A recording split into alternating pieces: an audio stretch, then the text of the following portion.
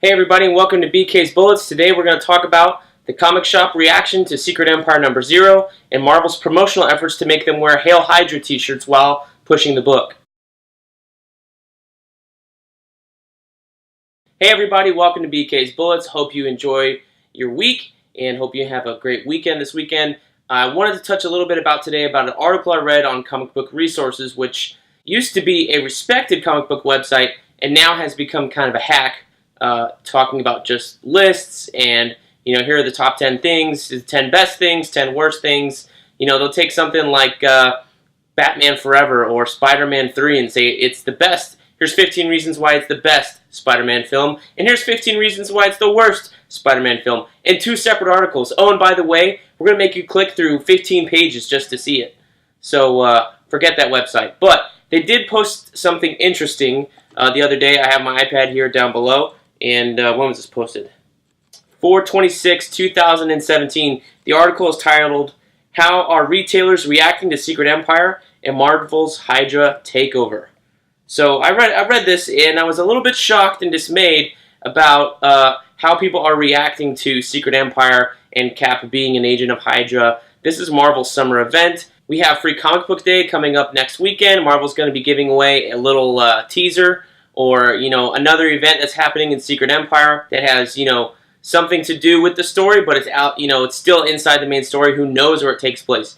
They did something similar last year with Civil War 2, which I gravely disliked. It's like we get in issue 0, which is supposed to be a primer, but in both Civil War 2 and Secret Empire, it really was issue 1.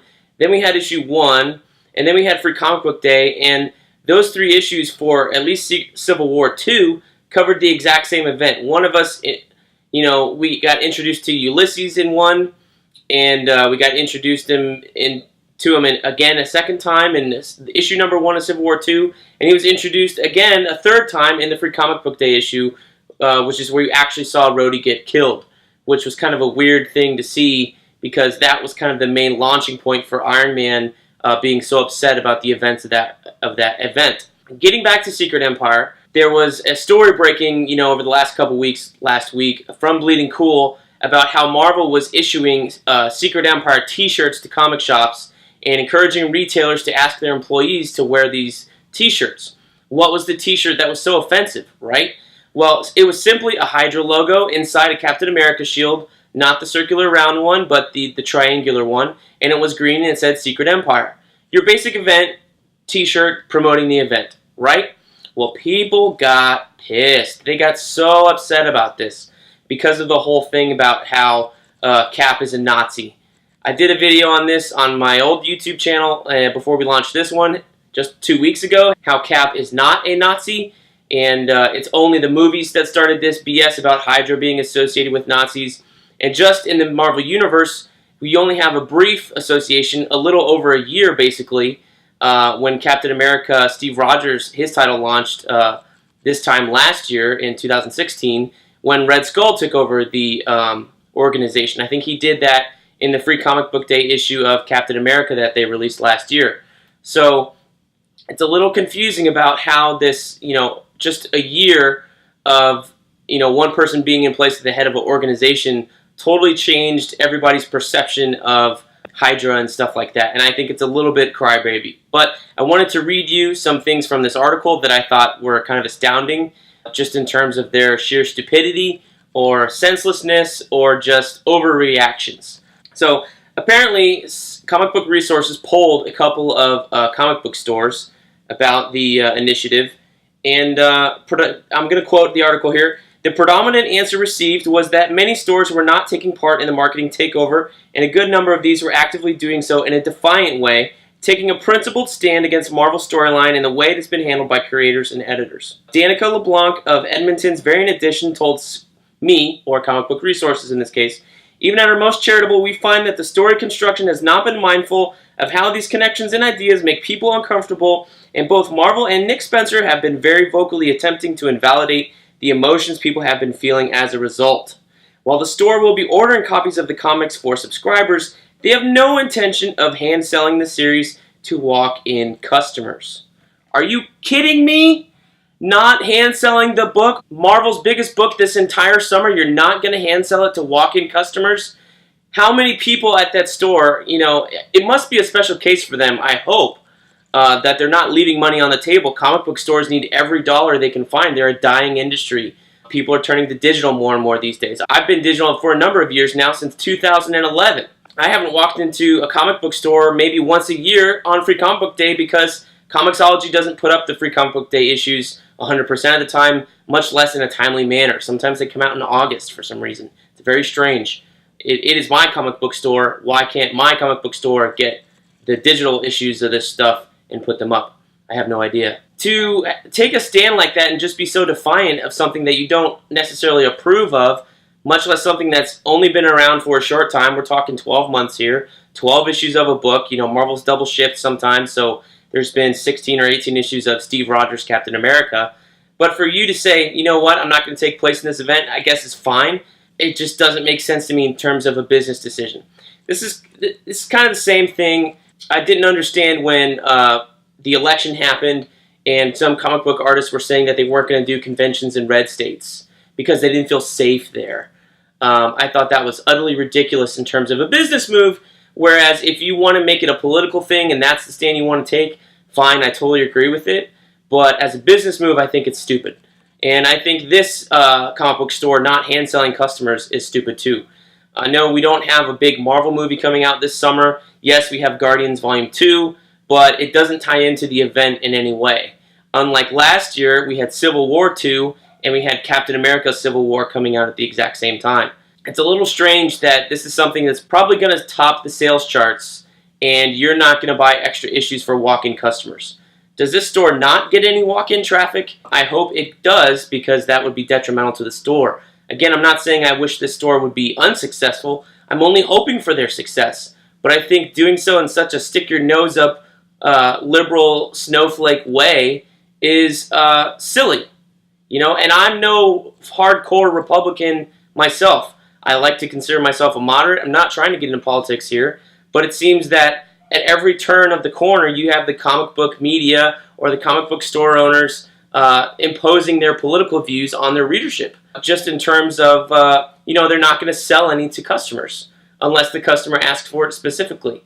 So I bet this will change if a bunch of customers walk into her store, Danica's store here in Edmonton.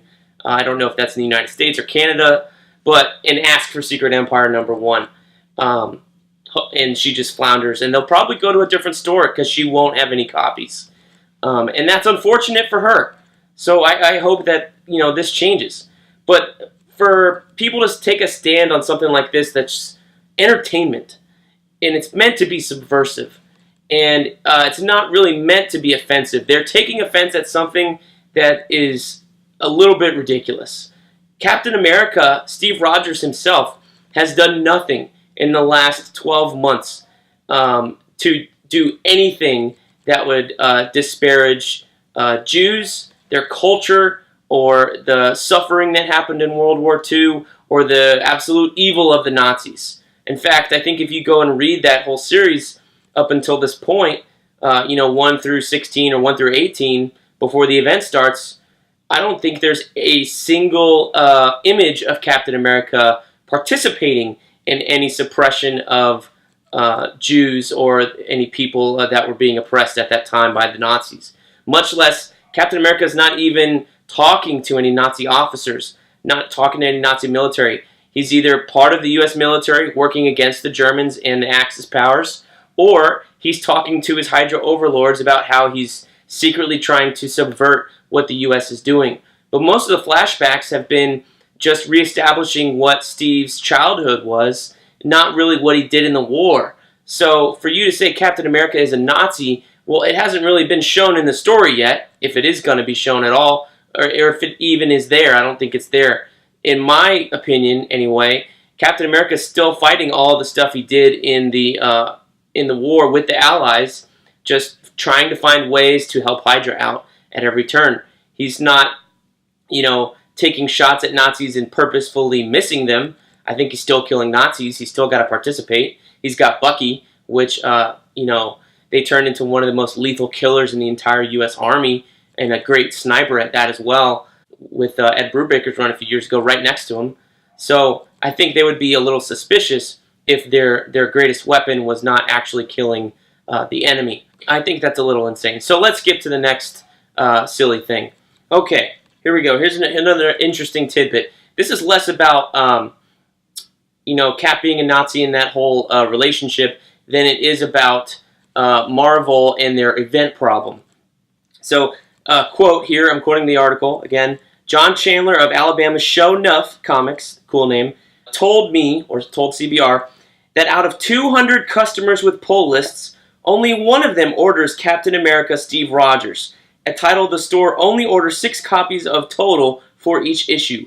Holy cow! That is insane! I can't believe that the title is selling that low. I'm enjoying the story, but I know it's a story. I'm not offended. Hell, Captain America is not even my favorite superhero. But here I am defending him, it seems, to the entire comic book reading universe or world, or, the few people that are going to watch this video. I think it's just insane to take a story this seriously. Fiction is supposed to challenge us. It is supposed to make us rethink things. And for the story hasn't even wrapped up. So for you to not have read the ending to the story yet, maybe it's a commentary on Trump. Maybe it's a commentary on fascism. Maybe it's a commentary on how things can creep in without you taking notice while you're looking at your cell phones and Twitter and Instagram or YouTube, even like this. We have no idea where the story's going to go. That's how comics works. It's 1 issue per month or 2 issues per month. Or hell, if you're like DC, you put out 6 issues in 6 weeks with JLA versus Suicide Squad, which I liked a lot, by the way. It's just kind of, it's all over the map what is going on in the world with this anyway. But wow, for only one customer out of 200 to have it on that pull list, that is abysmal. And that spells trouble for Marvel, I think. Of course, this is only one store, so the survey size is small, but out of how many stores is this one store? It's not like there are thousands of comic book stores right now in the United States. There might only be hundreds. This size is shrinking and shrinking. So, is this indicative of a larger thing going against Marvel right now? We don't know. But that is insane. Okay, here's another part from the article. Quote, Gareth Hoskins of Virginia's Victory Comics said his customers' dissatisfaction with Marvel and Secret Empire began with the previous Marvel Comics summer event. With Civil War II, we began bleeding Marvel subscribers because that event was a hot mess. Now we have Secret Empire, and our customers are verbally angry with Marvel.